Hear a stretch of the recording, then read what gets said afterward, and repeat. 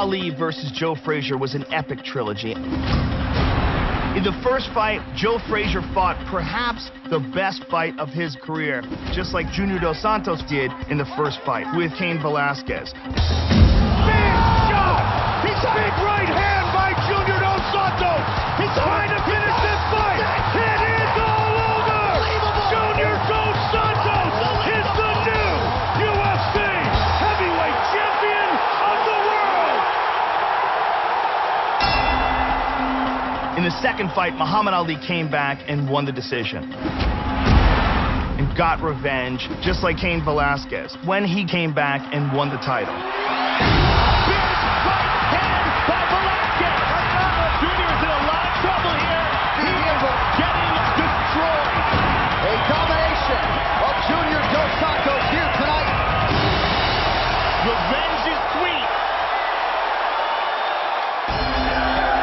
The third fight was perhaps the most brutal fight in the history of the heavyweight division. In beating Joe Frazier in that third and final fight, Ali established himself as the superior fighter. This is, in Cain Velasquez versus Junior Dos Santos, their defining moment. This is for their legacy. Muhammad Ali won 2. I want to beat this guy. I'm going to be like Muhammad Ali, who beat my opponent twice. I'm not sure how it'll be remembered, but I am going to come out on top. Finally, they will settle the score. This isn't just for the heavyweight championship of the world. This is for history. UFC heavyweight champion Cain Velasquez takes on the only man to defeat him, former champ Junior Dos Santos. Former Strikeforce Grand Prix champ Daniel Cormier trades haymakers with fan favorite Roy Nelson.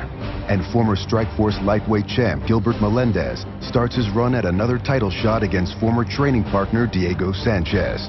The countdown to UFC 166 starts now.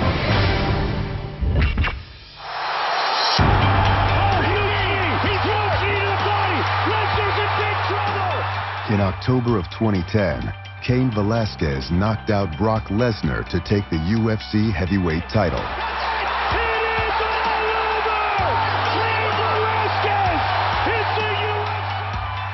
Everybody waits for that moment to be the champion. And I wasn't going to let that moment slip away. But in his first title defense, Cain relinquished the belt to Junior Dos Santos. Big right hand by Junior Dos Santos. He's hurt. He's trying to finish this fight. My first fight with Cain changed my life a lot. The opportunities that I was having after that fight, because I was the champion, you know, of the world.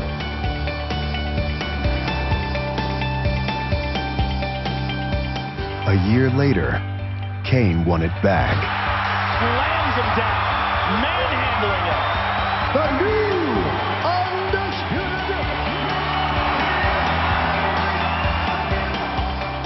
There was something missing in my life, you know, and that was a belt. Now that I have it, I want to hold on to it as long as I can, because this is where I want to be.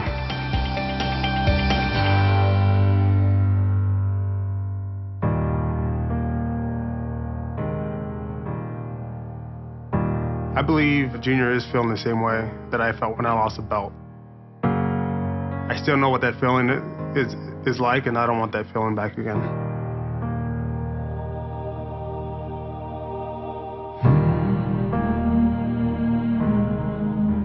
My last fight with Cain Velasquez was hard for me, was tough for me.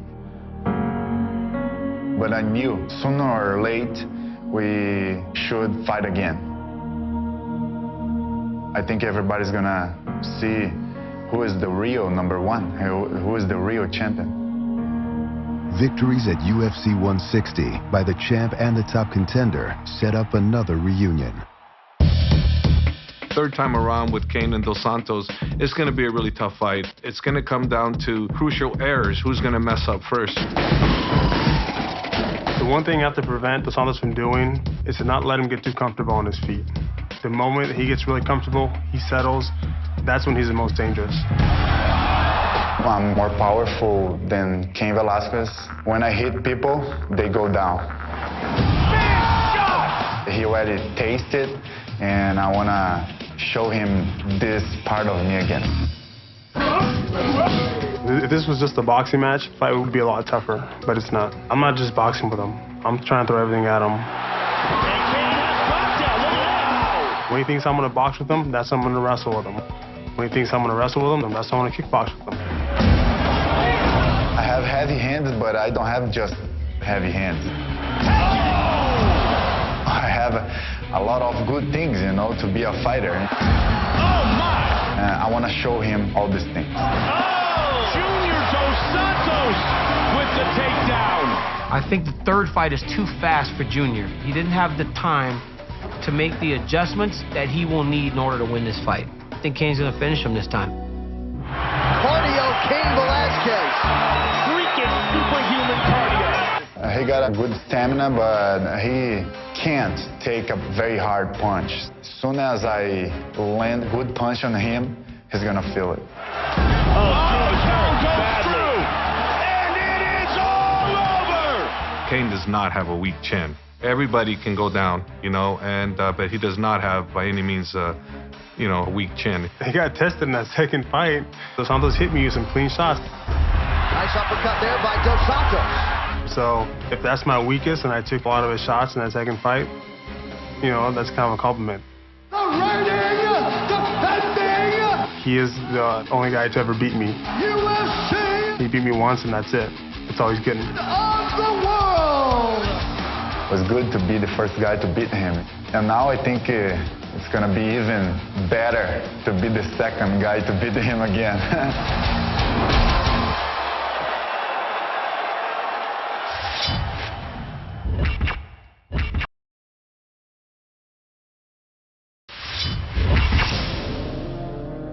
On the June 4th conference call promoting his UFC 161 fight, heavyweight Roy Nelson took a shot at Daniel Cormier.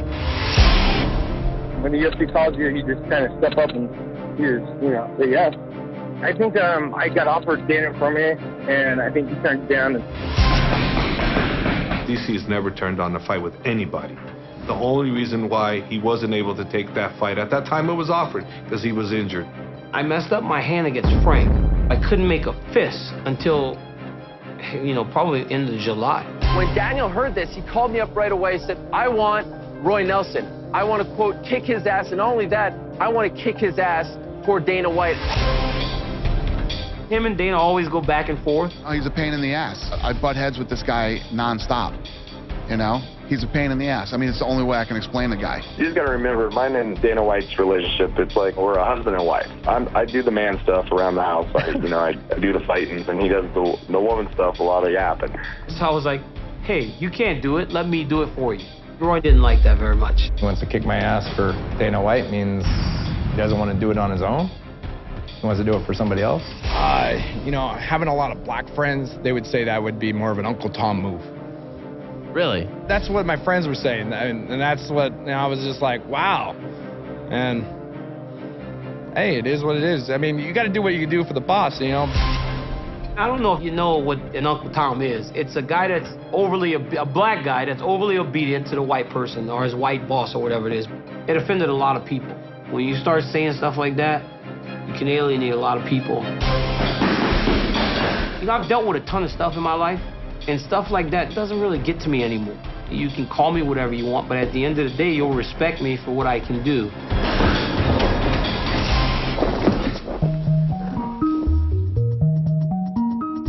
I drew up a contract to fight Roy Nelson. He was in negotiations with the UFC. It was taking a little longer than I wanted it to, so I drew up a little contract. And I put it on the internet. It just caught like wildfire. And he actually signed it.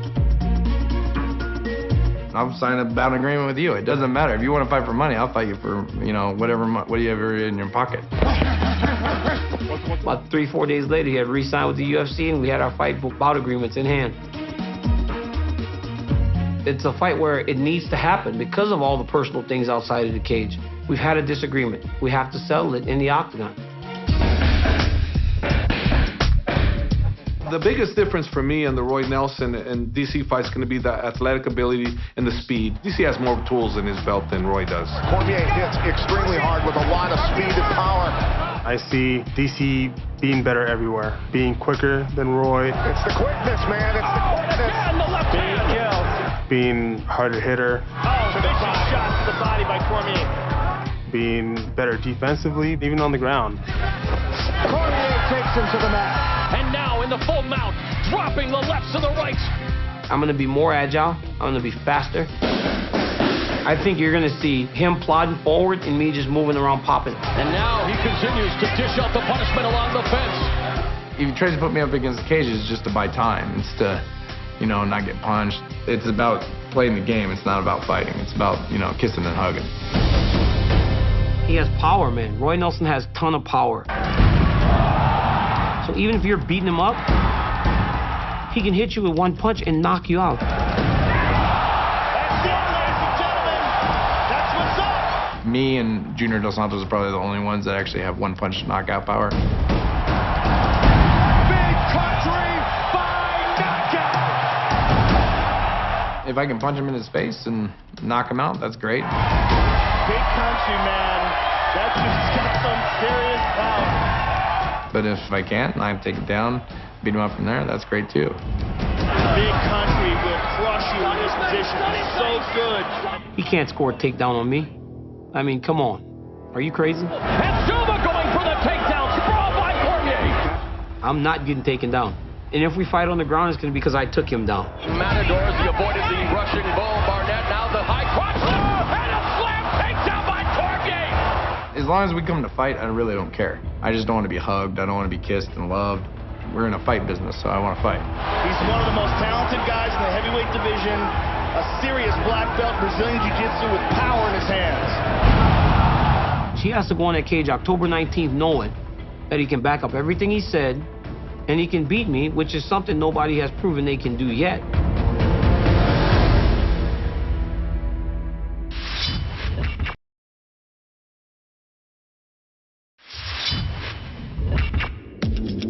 Daniel Cormier didn't begin training MMA until he was 30 years old.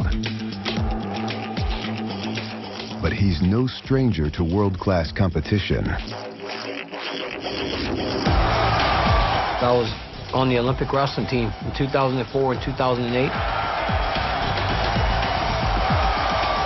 I was top 5 in the world 4 times. I got a bronze medal at the World Championships in 2007.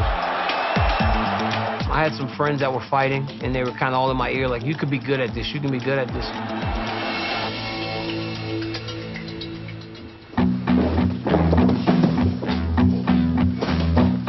The reason I chose to train at AKA was because of the like-mindedness of all of the guys. I love that Cain trained so hard as a heavyweight. I love that Koscheck trained so hard. I was like, these guys look like they know what it takes to be the best.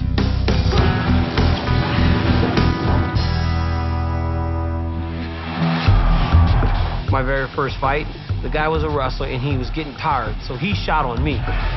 He lands an overhand right, and it's Frazier going for the first takedown. Now Cormier, top position on Frazier. I somehow got my hooks in on him from behind and just started punching him on the side of the head. And Frazier right now looks like the proverbial fish out of water. The referee stops the fight. The referee pulled me off of him and I just started celebrating. I'll tell you what's up. Your hand is about to be up in your professional MMA debut. It was the most amazing feeling in the world. Was that exciting or what? My second fight, I don't even remember hitting the guy. We got into like a situation where we were just swinging punches, and I remember just kind of doing this deal, and I swung, and all of a sudden when I tried to throw a follow-up punch, he was gone. Boom, I didn't feel nothing, I didn't hear nothing, he just was gone. At one point in 2010, I fought 3 times in a month. And now he's dropping the lefts and the rights. Daniel Cormier. I got through it, and it really did help me in terms of my improvement and everything else. Bring it on, come on. I realized that I was starting to get to the elite level when I beat Jeff Munson. Daniel Cormier very relaxed, left hook, right hand. Oh, nice, beautiful shot. He had fought 60 times, and I had like 7 fights. Oh, another left hook, and that staggers Munson. Oh, straight right hand again. What a performance by Daniel Cormier. After just 8 fights, all wins, Daniel took on Bigfoot Silva in the Strikeforce Grand Prix semifinals. When I fought Bigfoot Silva, he had just beat Fedor, and he was big, and I was supposed to get mauled. Go, gentlemen. You look at us next to each other, I was really supposed to get mauled, and we started fighting.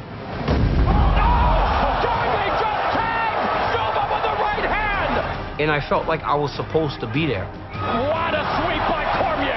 This kid is sick. Unbelievable. A minute 11 left in the first. The jab from Cormier. Oh, my God. Down goes Silva. Cormier has done it. Daniel Cormier has done it. The final fight against Josh Barnett, that was the fight I was waiting for. You know, I was like, man, when am I going to get to be in a dogfight? And I knew Josh Barnett would bring that to me. Boy, no feeling up process. These guys are going right at it. He kneed me in the face in the very first round, cut me open on both sides of my eye, and then I beat him up. Right hand kick by Cormier hurts Barnett, and Cormier now beginning to go in for that kill. Now the high cross and a slam takedown by Cormier. Wow! Now I know it doesn't matter who's standing across the cage from me. I can get through just about anything. Daniel Cormier. We destroyed Bigfoot, you know, and then he destroyed Josh Barnett. DC, you know, since he's been fighting, has never lost a round. Forget about the wrestling, my man. You're a full-fledged mixed martial artist. I just believe that it's my time to be at the top of the sport. Opportunity knocks, but the door opens both ways.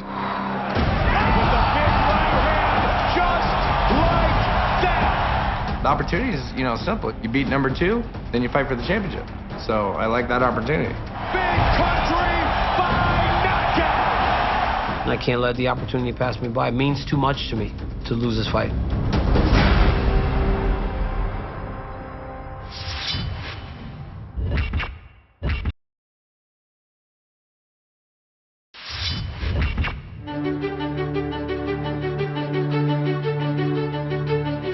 I run a few times a week.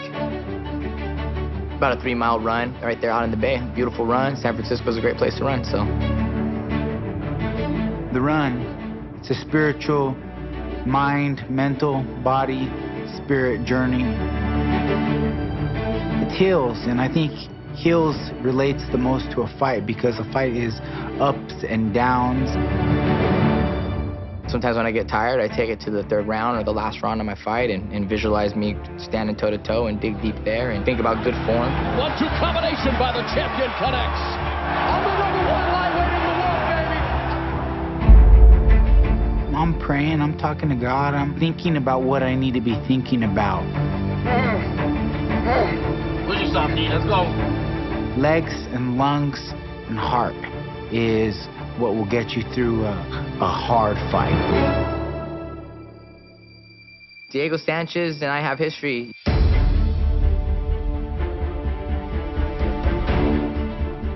I've always known who he was. You know, we're both Mexican guys in the fighter, and, you know, you always got to, you know, represent the raza a little bit, so I'm down with that. Me and Gil go back. When I lived in San Diego, Gil would come down and train with me. There was times he'd be sleeping on my couch, hanging out with me, and we'd go to the gym, and we would put rounds in.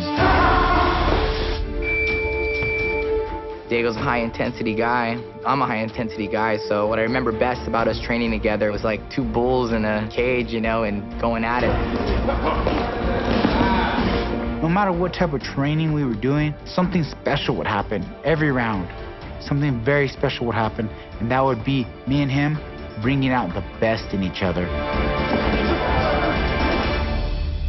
I knew our paths would cross again. It's a dogfight right here. It certainly is. What a brawl. It's what Gilbert Melendez is all about. Gilbert's tough, man. Gilbert has heart, he has a great chin, and he has great conditioning. I possess all those 3 assets the same.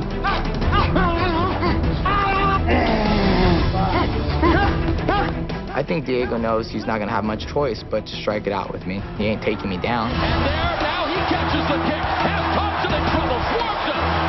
He ain't holding me down. I think he knows that already, and he's gonna have to bang it out with me. Bring whatever you got. This fight is gonna be something special. It's gonna come down to who wants it more. Diego has an incredible belief in himself. Diego rises far above his physical abilities just with his mind. There's a lot at stake for me in this fight. Definitely my career, my legacy, who I am to this organization and this company, what my value as a fighter is, and just me as a warrior. The intensity of Diego Sanchez is something that's very hard for people to deal with. I'm gonna be at my best for this one. Melendez picks him up and drops him. I'm just gonna whip his butt and just show everyone there. Gilbert Melendez. Diego Sanchez.